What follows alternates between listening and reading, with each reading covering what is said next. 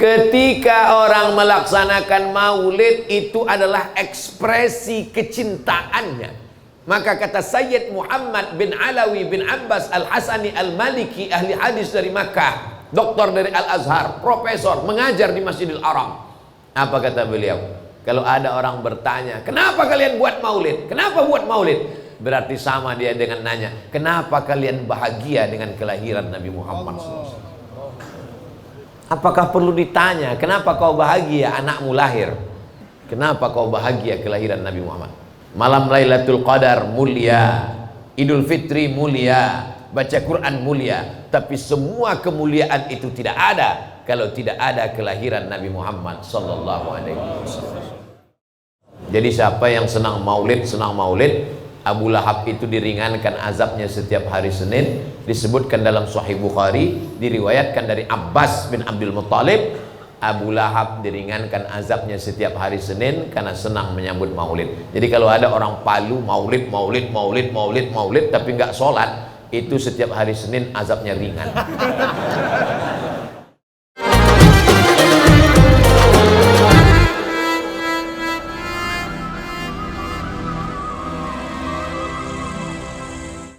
Bagaimana hukumnya menanam sesuatu di dalam tanah yang di atasnya didirikan bangunan, misalnya rumah, ruko, dengan harapan, keyakinan bangunan itu kokoh. Di tempat saya, bahkan rumah saya, gedung kelas, masjid, memang sebelum bangun itu memang di dalam, di tanah itu ditanam supaya kokoh. Yang ditanam itu apa Pak Ustadz? Tiang pancang. Karena tanahnya tidak seperti di Palu, tanah batu. Tanah di tempat kami di Riau itu gambut. Jadi untuk membangun kelas 120 tiang pancang di dalam. Bukan itu maksud kami Pak Ustadz. Maksud kami bagaimana hukumnya menanam kepala kerbau. Dulu di negeri kami, di bumi Melayu, Riau, orang Melayu itu kalau mau buat rumah, di bawah itu ditanam kepala kambing. Jadi datanglah ulama. Ulama ini tidak keras. Ulama ini tidak mengatakan haram, bid'ah, wa kullu bid'atin dhalalah. Nah, dia tanya, ini kenapa kepala kambing dibuat di dalam? Ini untuk menjamu jembalang tanah, supaya nggak ngamuk dikasih kepala kambing. Kata tuan guru, darahnya aja, karena tidak boleh makan darah. Darah itu kan najis, haram. Darahnya aja. Terus kepala kambingnya tuan guru, kepala kambingnya antarkan ke rumah. Itulah asal muasal kalau kenduri, selamatan, tahlilan di mana-mana, kepala kambing pasti dikasih ke tuan guru. Itu asal muasalnya, asbabun nuzulnya. Darahnya masuk ke lubang tanah, kepala kambingnya dimasak, digulai, dikasih ke tuan guru. Dimakan tuan guru yang sekarang, begitu dimakan berkunang-kunang. Dikatakan jembalang tanahnya ngamuk, padahal kolesterol naik.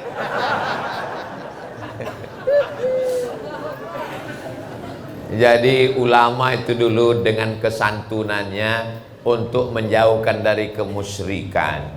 Jadi menanamkan kepala kambing, kepala kerbau ke dalam tanah itu di mana-mana di kampung halaman kami. Tapi kemudian ulama dengan kesantunannya merubah, darahnya yang masuk ke dalam, lalu kepalanya tidak lagi. Di Mesir itu luar biasa Bapak Ibu. Dikirimlah sahabat Nabi ke Mesir, namanya Amr bin As. Jadi gubernur pertama Mesir. Tradisi orang Mesir bukan memasukkan kepala kerbau, menghanyutkan anak gadis ke sungai Nil. Jadi ternyata jin di Mesir itu lebih keren. Seleranya nggak kepala kambing, anak gadis guys. Anak gadis dikasih perhiasan cantik-cantik, dihanyutkan ke sungai Nil. Amr bin As marah. Kenapa kalian menghanyutkan anak gadis ke sungai Nil? Ini sungai Nil kalau tidak dihanyutkan anak gadis, nanti sungai Nil kering. Kalau kering gandum tidak tumbuh. Nanti kita akan mati kelaparan. Amr bin As kirim surat. Nomor rekeningnya BSI 720 620 0787. Cerita tentang Sungai Nil akan kita lanjutkan setelah yang satu ini. Saudaraku dimanapun berada, mari kita support pembangunan Rumah Quran Nurul Huda Palu, Sulawesi Tengah melalui nomor rekening, catat baik-baik, 720-620-0787. Kenapa banyak kosongnya? Supaya banyak mencet 0000000.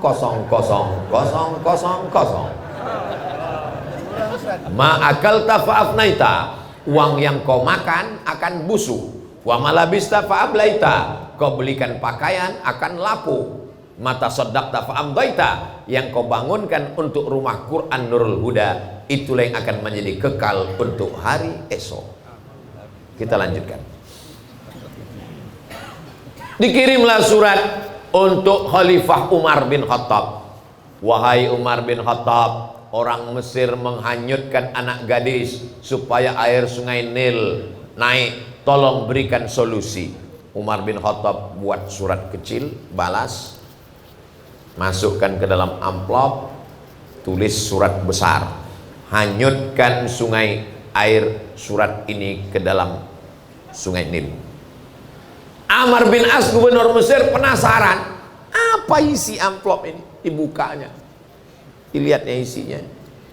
Min Abdillah, dari hamba Allah, Umar bin Khattab, ila nahrin Nil, untuk Sungai Nil. In kunta tajri min qibalillah fajri, kalau kau mengalir karena Allah, mengalirlah. Wa in kunta tajri min qibalis syaitan fala tajri, wa in kunta tajri min qibali nafsika fala tajri, kalau kau mengalir karena dirimu, tak usah kau mengalir sampai hari kiamat. Digulungnya lagi, dimasukkannya ke Sungai Nil. Besoknya air Sungai Nil naik 16 farsah, 8 meter naik ke atas, dan menghanyutkan anak gadis. Hilang sejak zaman itu, tidak ada lagi, karena jin-jin Sungai Nil takut kepada Umar bin Khattab. Allahu Akbar. Kisah ini ada dalam kitab judulnya Al-Bidayah wan Nihayah, ditulis oleh Imam Ibnu Katsir yang menulis tafsir Al-Qur'anil Azim.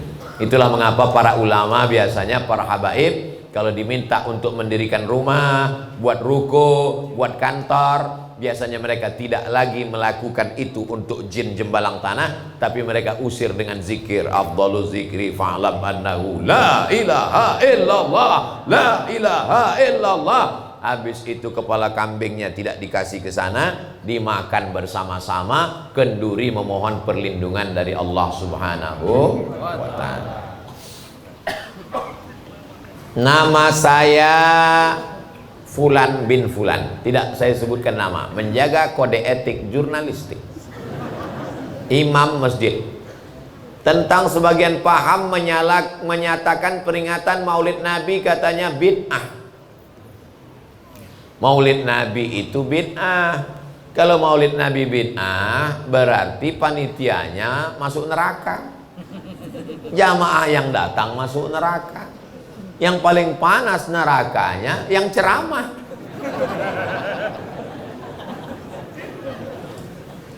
Maka dijawab oleh Imam Jalaluddin Abdurrahman As-Suyuti, nama kitabnya Al-Hawi Lil Fatawi.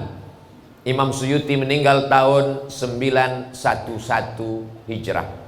Mudah ngingatnya, 911, emergensi. Pertama, ayat a'udzubillahi minasyaitonirrajim, wa dzakirhum bi ayyamillah. Ahli tafsir mengatakan, ingatkanlah mereka dengan nikmat Allah. Ingatlah umur kita, ingatlah harta kita, ingatlah anak kita. Itu nikmat Allah. Tapi di antara semua nikmat yang terbesar adalah nikmat lahirnya Nabi Muhammad sallallahu alaihi wasallam.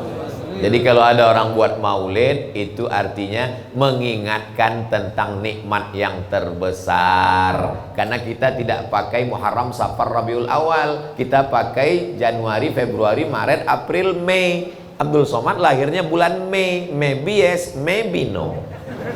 Kalau nggak dibuat di maulid, anak kita nggak tahu. Kami lagi tidur-tiduran di Mesir, di masjid tidur-tiduran. Tiba-tiba datang orang Mesir. Halawa, halawa, halawa, halawa, halawa.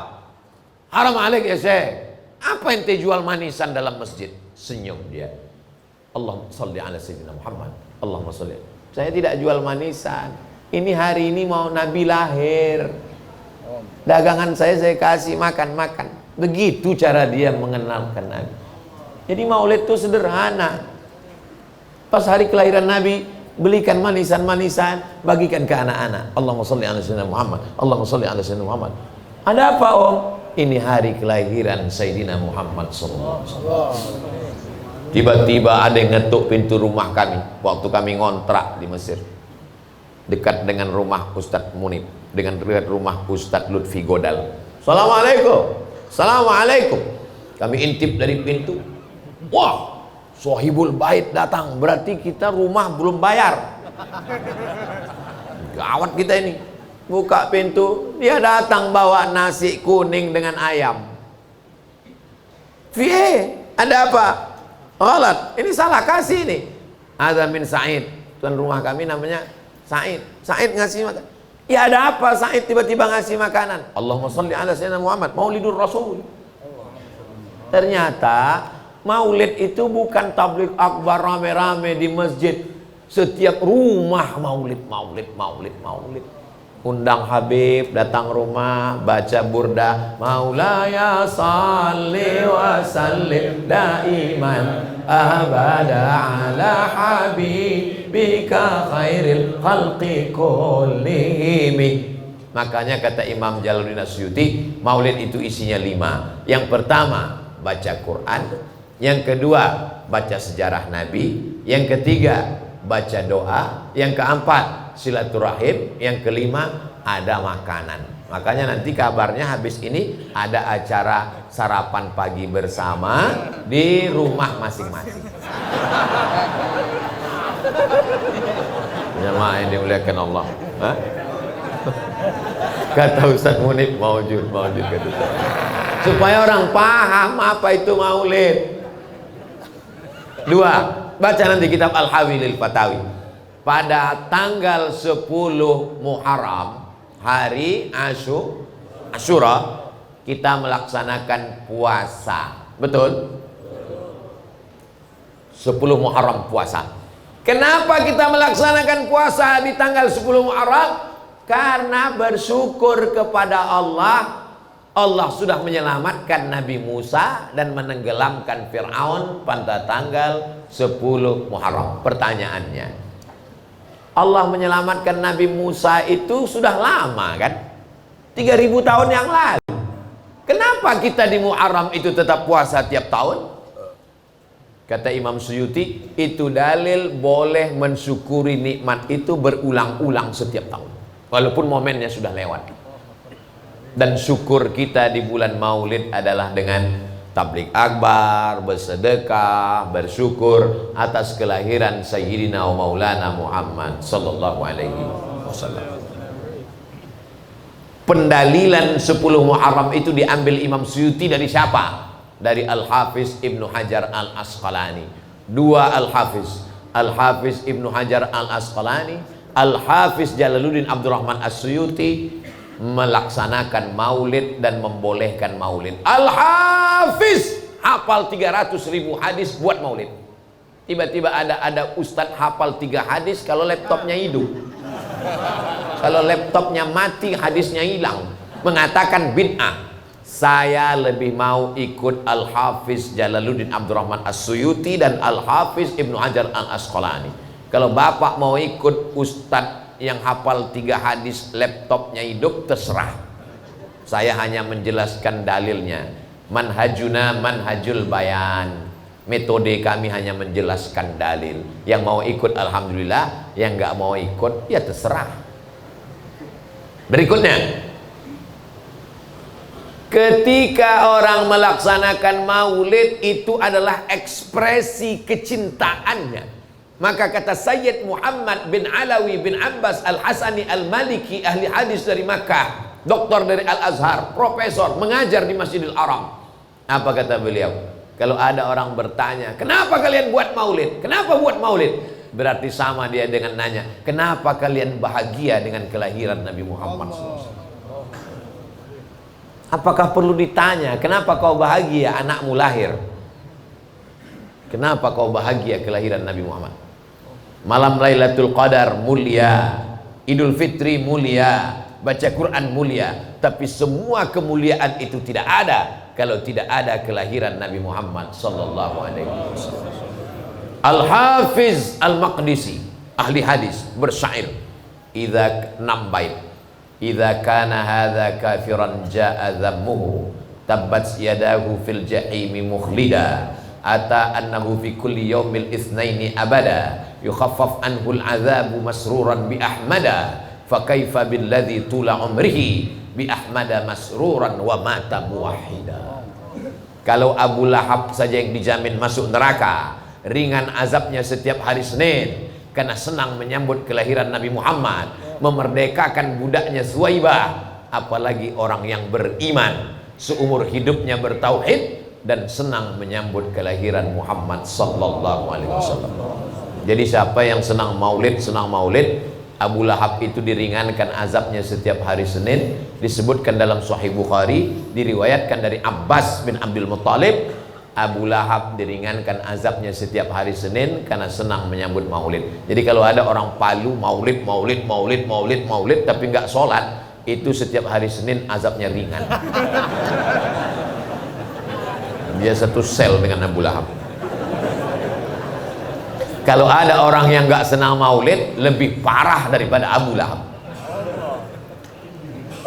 Sejak kecil saya ditinggal ibu saya. Sebab orang tua saya berpisah, ayah saya tidak menafkahi kami hingga saya dewasa. Ayah saya mempunyai hutang piutang yang uangnya murni dia gunakan sendiri. Apakah saya memiliki kewajiban melunasi hutang tersebut? Saya juga bercita-cita menikah Ustadz, tapi beliau tak meridhoi.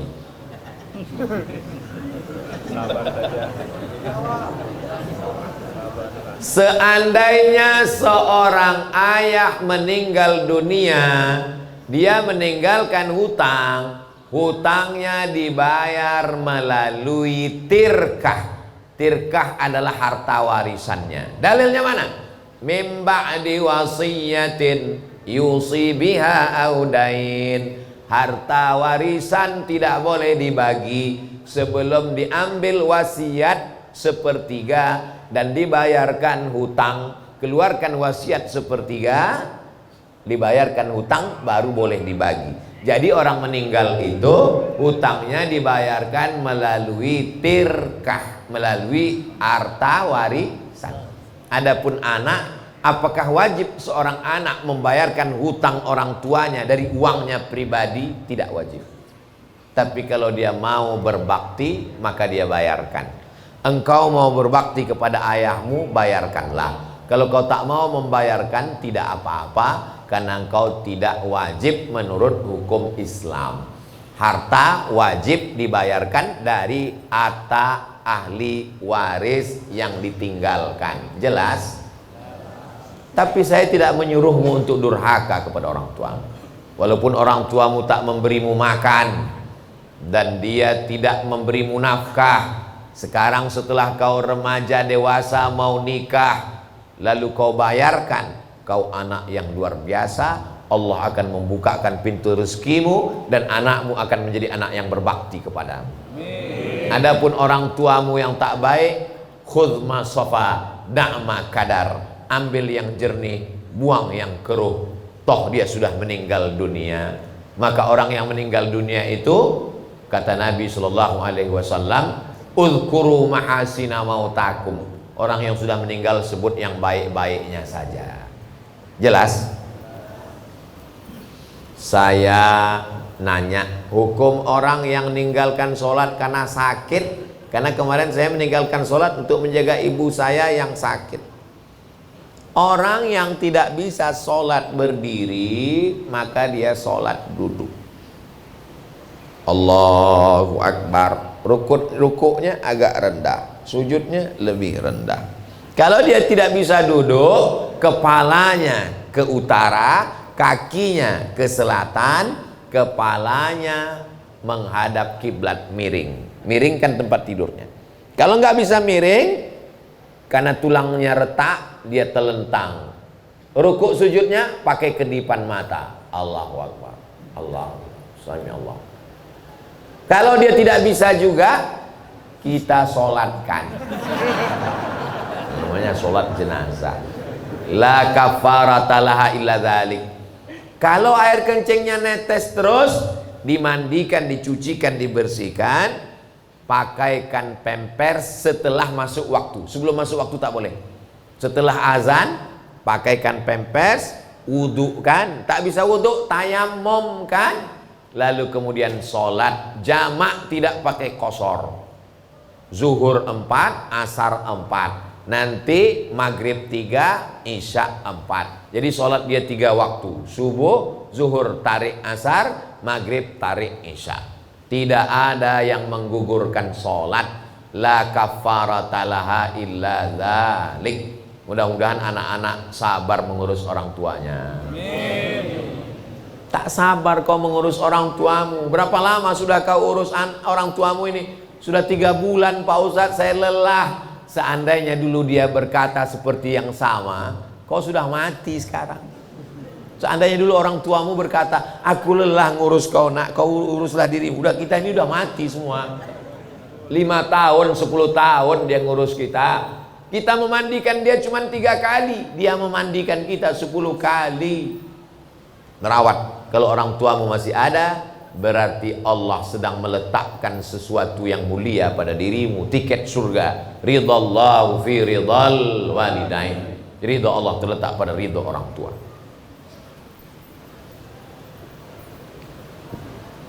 Kata talak 1, apakah sudah jatuh talak 3? Apa belum? Talak 3 bisa jatuh dalam 3 majelis. Di dapur, kutalak kau. Di ruang tamu, kutalak kamu. Di ruang depan, 3. Atau di 1 majelis, kutalak engkau sebanyak bintang di langit. Jatuh dia 3. Tapi yang memutuskan perkara itu di Indonesia adalah Bapak Hakim. Maka mesti dilaporkan ke hakim, nanti hakim bersidang dan hakim memutuskan berdasarkan hakim ketua dan hakim anggota memutuskan talak ini adalah 1 atau 2 atau 3. Ustadz tidak berhak, maka tanyalah kepada Bapak Hakim di PA Pengadilan Agama Kota Palu. Karena kalau ditanya Ustadz nanti bingung sendiri. Tanya Ustadz ini mengatakan kelihatannya jatuh 3. Tanya ini jatuh, bingung saya Pak Ustadz. Bukan hakim yang memutuskan. Apa hukum anak di luar nikah? Apakah anak yang lahir pertama dan kedua itu bukan anak saya Pak Ustadz? Dalam mazhab Syafi'i, Masya Allah, jazakumullah, jazakumullah. Ternyata di Masjid Nurul Huda itu kalau udah habis waktu dia mati sendiri. Itu tadi udah habis. Ini waktu baru. Luar biasa. Bisa mic itu di setel otomatis. Luar biasa. Jadi sebetulnya ini waktu tambahan. Nah, sampai mana tadi ceritanya? Dalam mazhab Syafi'i, perempuan yang hamil nikahnya sah. Makanya tidak pernah Pak Kuan nanya sudah berapa bulan. Yang nanya sudah berapa bulan itu dokter. Pak Kua dia nggak urus itu lengkap rukun syarat dia nikahkan. Maka jangan salahkan Pak Kua. Karena hukum Islam Indonesia ahwal syakhsiahnya pakai mazhab Syafi'i. Yang jadi masalah setelah anak lahir 4 efeknya. Kalau menikahkan orang yang hamil. Yang pertama, anak itu tidak bisa pakai bin bapaknya. Lalu pakai bin siapa? Ya bin Abdillah, bin hamba Allah. Asal jangan bin Abdul Somad lah. Yang kedua, kalau anak itu ternyata lahir laki-laki, nanti anak laki-laki ini tidak bisa jadi wali untuk adiknya. Kalau adiknya nanti kedua, ketiga perempuan. Karena mereka tidak dianggap saudara seayah. Mereka dianggap saudara seibu tidak bisa jadi wali. Yang ketiga, kalau ternyata anak ini lahir perempuan, anak ini tidak bisa diwalikan oleh si bapak. Ini sudah dibawa ke Singapura Pak Ustadz. Ini DNA-nya sama. DNA nggak laku. Karena dalam Islam yang diakui itu akad, bukan DNA. Dia sudah ada sebelum akad. Yang diakui itu setelah akad. Nggak paham saya Pak Ustadz. Kertas tidak diakui kalau dicoblos sebelum hari H.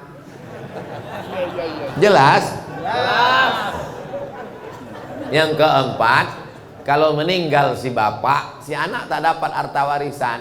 Kalau meninggal si anak, si bapak tak dapat harta warisan. Karena mereka tak ada hubungan nasab. Pekerjaan saya saat ini driver ojol.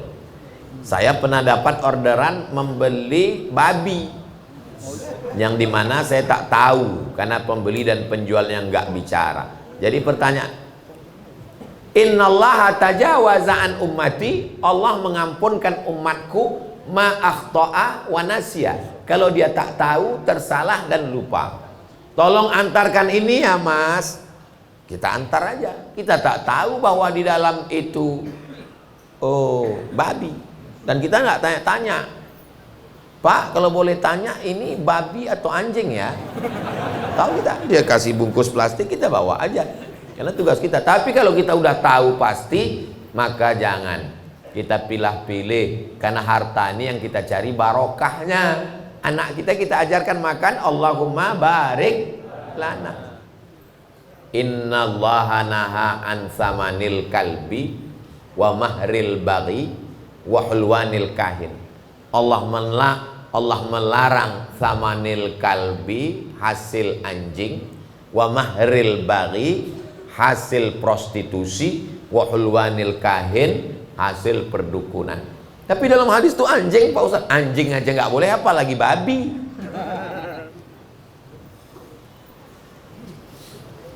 Ke kota Padang membeli tomat, membeli benang ke Bengkulu. Selamat datang Ustadz Somad, semoga senang selama di Palu. Masya Allah, so sweet. Hah? Mesti dibalas. Kalau tuan ke Bengkulu, jangan lupa membeli tomat. Ustadz senang di negeri Palu karena negerinya negeri keramat. Itu aja dibalik-balik. Saya mau nanya Ustadz, apa hukumnya pergi umroh melalui pembiayaan? Bahasa simpelnya umroh ngutang. Apa boleh kita pergi umroh itu ngutang melalui uang pinjaman? Jadi gini, saya mau akikah anak. Saya mau akikah anak, harga kambing 2,5 juta. Uang nggak ada.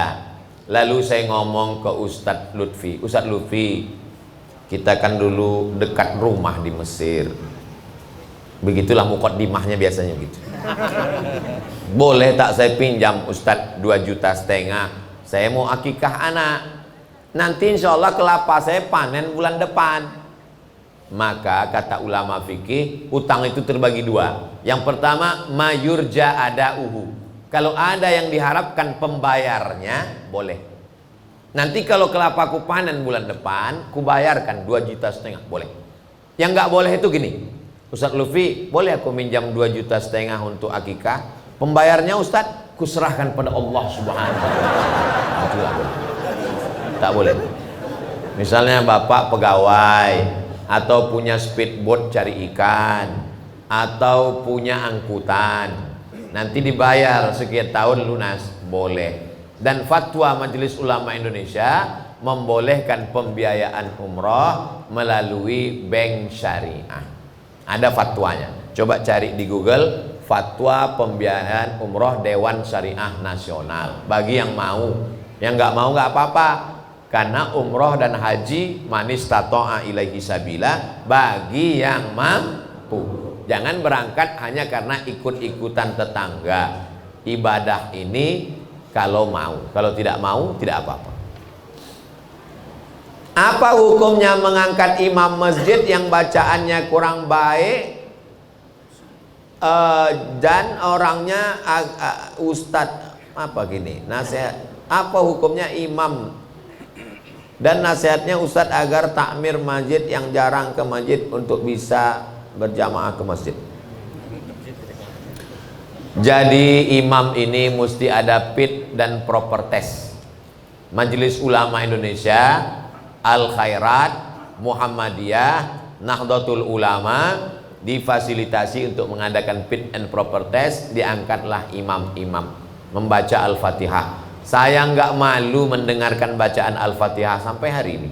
Kalau ketemu dengan syekh, saya takut bacaan saya itu tak betul karena perubahan maaf gigi.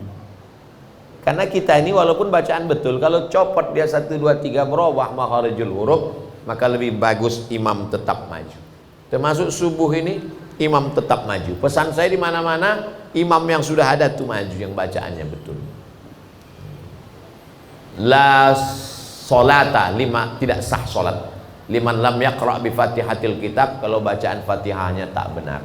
Jadi yang sudah terjadi apa boleh buat, yang akan datang kita perbaiki insyaallah. Amin. Adapun pengurus masjid, maka sedangkan kita pengurus saja tidak ke masjid, apalagi orang yang tidak. Maka tentang masalah masjid ini tak ada tawar menawar. Tidak dilihat pengurus atau tidak pengurus, pejabat atau tidak pejabat, ustadz atau tidak ustadz. Laki-laki yang soleh sholatnya di masjid, laki-laki yang sholat di rumah, laki-laki solehah.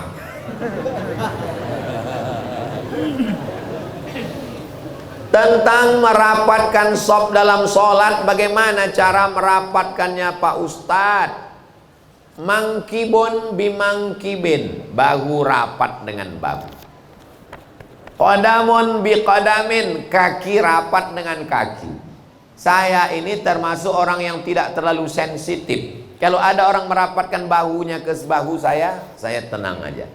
Kalau dirapatkannya kakinya dengan kaki saya pun tidak risau. Tapi tidak semua orang macam saya. Ada orang yang ketika kakinya rapat dia agak risih, geli dia. Maka kalau sekali kita dekatkan dia diam, nggak apa-apa. Kalau sekali kita dekatkan dia menggeser, jangan kita rapatkan lagi. Karena kalau kita geser nanti dia geser terus. Khawatirnya dia preman baru taubat. Begitu kita geser 2 kali, epam itu jalan. Jadi kita agak-agak aja, sudah kita rapatkan diam dia. Saya termasuk yang tak terlalu sensitif. Kalau digesernya kaki saya, cuman kadang pas sedang sholat digerak-gerakannya pula.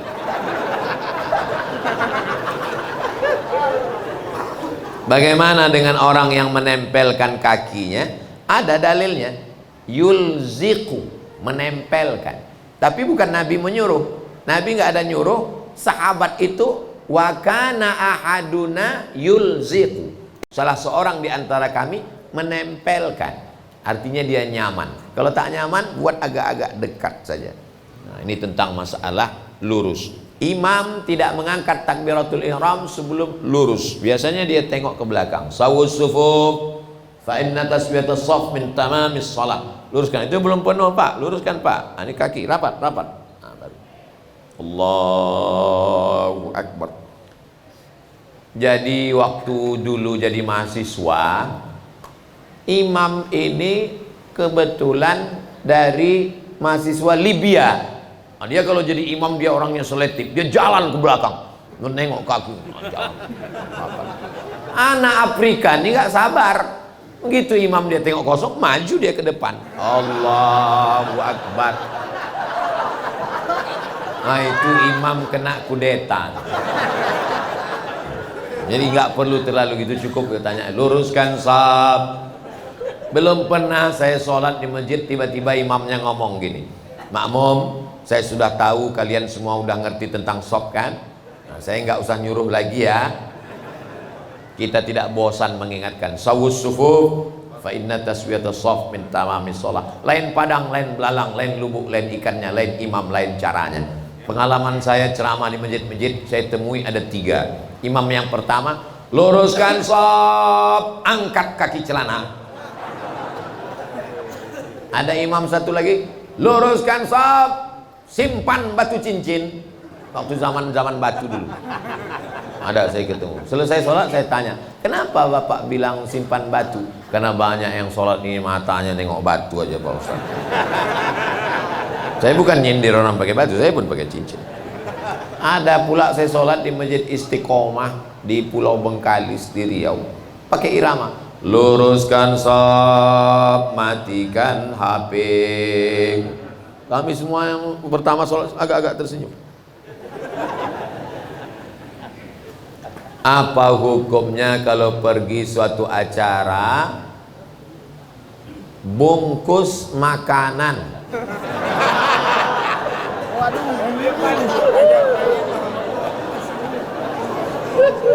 Saya pergi acara, lalu kemudian dibungkuskan tuan rumah makanan halal. Yang tak boleh itu saya bawa plastik masuk ke dalam. Tapi kalau sudah tradisi di kampung itu dan sahibul baitnya paham, sama-sama tahu, juga tak jadi masalah. Tapi kalau di situ tidak lazim, tak biasa, menyalahi adat, maka tidak izin dia. Makanan yang tidak izin itu bisa jatuh kepada haram. Dan ada orang yang sangat warok menjaga tentang makanan ini. Saya pernah datang tamu, sampai salam dia nggak makan. Saya sangka dia puasa. Pas saya tanya, bapak kok nggak makan? Ustadz nggak ada nyuruh. Sejak itulah kalau datang tamu ke rumah saya tuangkan tehnya, saya kasihkan. Kuenya saya bukakan, saya kasihkan. Nanya pula tamu nih, kenapa Ustadz begini? Karena ada tamu tak saya suruh, sampai pulang dia tak makan. Itulah saya kasih. Saya pernah ke Turki, mampir ke satu majelis tarekat Naqsabandiyah. Nasinya disuapkan, jeruknya dikupaskan. Begitulah mereka melayani orang Turki, luar biasa. Muliakan tamu. La yu'minu ahadukum, kamu tidak beriman. Man kana yu'minu billah wal yukrim wal yaumil akhir fal yukrim dhaifah. Dan saya selama di Palu nih, Masya Allah, orang Palu memuliakan tamu luar biasa. Mudah-mudahan Allah membalas kebaikan-kebaikan. Apa hukumnya kredit rumah? Silakan buka handphonenya. Sudah? Buka google.com, www.google.com. Sudah? Tulis di Google itu SOMAD, nyambung tidak pakai spasi, SMOMAD, Somad, MOROCCO, Moroko, Somad Moroko. Spasi kredit. Sudah? Setelah dapat kredit, buka. Setelah buka, share ke grup-grup. Udah, kita share ya. Saya kirim ke Ustadz Munib. Nanti Ustadz Munib kirim ke jamaah. Kenapa hilang Ustadz Munib nih? Oh, ada. Ustadz Munib. Saya kirim Ustadz Munib Palu Mesir. Enter. Udah terkirim ke Ustadz Munib. Sekarang kita buka. Apa isinya di situ? Kita baca. Inilah enaknya kalau punya ustadz yang punya blog. Oke, kita baca. Jual beli kredit boleh jika waktu dan tambahannya diketahui. Nanti kau bayar sampai tanggal 1 Januari 2023, bayarnya 100 juta. Meskipun harga kredit lebih mahal daripada harga kontan. Jelas? Karena penjual dan pembeli sama-sama dapat manfaat. Penjual dapat manfaat tambahan harga, pembeli dapat manfaat tambahan waktu. Jelas? Dalilnya dalam Sahih Bukhari dan Muslim, sahabat membeli Barirah. Barirah itu budak hamba sahaya, dijual dengan harga kredit 9 tahun, 1 tahunnya dibayar 40 dirham. Tapi syaratnya tidak ada orang ketiga. Saya beli sepeda motor Ustadz Munib, saya beli secara kredit langsung. Ustadz Munib punya barang, saya punya uang. Lalu kenapa yang kredit-kredit sekarang ini banyak haram? Karena ada orang ketiga di antara kita. Siapa orang ketiga itu? Finance, penyedia uang. Jadi sesungguhnya kita bukan beli rumah, tapi kita pinjam uang bayar dengan uang. Uang dengan barang tidak riba. Uang dengan uang riba. Pinjam uang 100, bayar 120 riba. Jelas? Apakah sistem kredit syariah yang dilakukan oleh bank atau keuangan syariah itu murni syariah? Ini bank syariah. Bank syariah biasanya di kanan ya. Ini bank syariah, ini bank konvensional. Orang nggak ngerti karena dia nggak tahu detailnya. Dia cuma tahu pinjam bayar lebih, berarti riba. Kalau saya ke bank syariah, assalamualaikum Bapak bank syariah, selamat pagi. Saya mau pinjam uang Pak, berapa? 100 juta. Kasih 100, bayar 120, riba. Kalau bank syariah, tak gitu. Assalamualaikum bank syariah, waalaikumsalam. Saya mau pinjam uang Pak, nggak boleh pinjam uang karena riba. Kalau boleh kami tahu, untuk beli apa ya Pak? Saya mau beli motor, saya mau beli mobil. Mau pinjam berapa? Mau pinjam 200. Bank syariah membeli mobil. Bank syariah membeli mobil. Sekarang mobilnya menjadi milik bank syariah. Lalu bank syariah menjual mobil itu ke saya dengan cara cicil. Maka akadnya uang dengan bank. Jelas bedanya? Yang tadi uang dengan yang ini uang dengan bank. Banyak kita tak memahami akad itu karena sama aja Pak Ustadz, malah bank syariah lebih besar, sekejam-kejamnya ibu tiri lebih kejam bank syariah. Ya nggak ngerti detailnya. Yang menjadi Dewan Syariah BSI itu kakak kelas kami di Mesir, namanya Dr. Oni Sahroni, S1, S2, S3 Al-Azhar, fikih, usul fikih, ekonomi syariah. Jadi godok. Yang jadi masalah orang kita sekarang, kalau mobilnya rusak dia bawa ke bengkel, AC-nya dia rusak dia bawa ke servis AC. Tapi kalau dia nggak ngerti agama, dia betulin sendiri. Ini yang jadi masalah. Sama pilot pesawat dia percaya, nggak kenal dia sama pilot tuh, nyenyak dia naik pesawat. Tapi sama ustadz dia nggak percaya. Dia manusia, saya manusia. Memang betul. Tapi dia belajar bertahun-tahun ngapal Quran di pondok. Kita percayakan ini pada ulama. Dewan Syariah Nasional mengatakan akad ini benar menurut syariah. Maka kita ikuti, kita bangkitkan ekonomi syariah, insyaallah. Mohon doakan anak kami Humairah dan Aisyah. Masya Allah, nama anaknya baik-baik. Mudah-mudahan jadi anak solihah, supaya sehat, jadi penghafal Quran. Sekarang sudah 2 juz. Kita doakan secara umum semua anak-anak kita semua insyaallah. Ala hazihi niyah wa kulli niyatin salihah. Al-Fatihah.